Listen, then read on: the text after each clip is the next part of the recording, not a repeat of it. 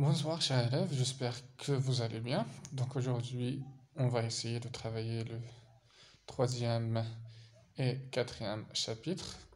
Mais avant, je vous présente un tableau qui résume l'œuvre concernant le titre, la date de publication, genre, l'auteur, d'autres œuvres d'auteurs.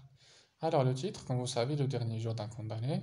Date de publication 1829, le genre roman à thèse, auteur Victor Hugo, donc il est né en 1802, il est mort en 1885. D'autres œuvres, Les Misérables, elle est publiée en 1862, Notre-Dame de Paris en 1831. Alors, donc, chapitre 3, concernant le personnage, donc on trouve le condamné, le lieu, la présent bien Bicêtre. Donc, parmi les événements les plus importants, donc, le condamné semble accepter sa nouvelle situation. Donc, maintenant, il est prisonnier. Selon le condamné, tous les gens sont des condamnés en sursis. Donc on dit en arabe sursis. Ok?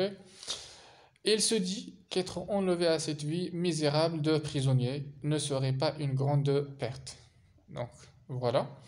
Les actions ou bien les idées générales ou bien principales du troisième chapitre. Concernant le chapitre 4, nous avons les mêmes personnages, le même lieu, mais pour les actions, donc on trouve que le condamné est transféré à Bicêtre. Donc il décrit brièvement cette hideuse prison. Hideuse, ça veut dire affreux ou bien mauvaise.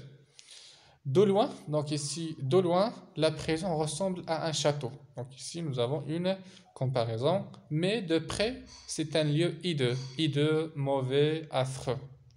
Donc dans cette description, on trouve que le narrateur a utilisé quelques figures de style, l'antithèse ou bien l'opposition. Donc le pali devient masure. Masure, ça veut dire dans une mauvaise état. La personnification, on dirait que les murs ont une lèpre. Donc voilà ce qu'on a concernant le premier ou bien le troisième et quatrième chapitre. On se verra dans le cinquième chapitre.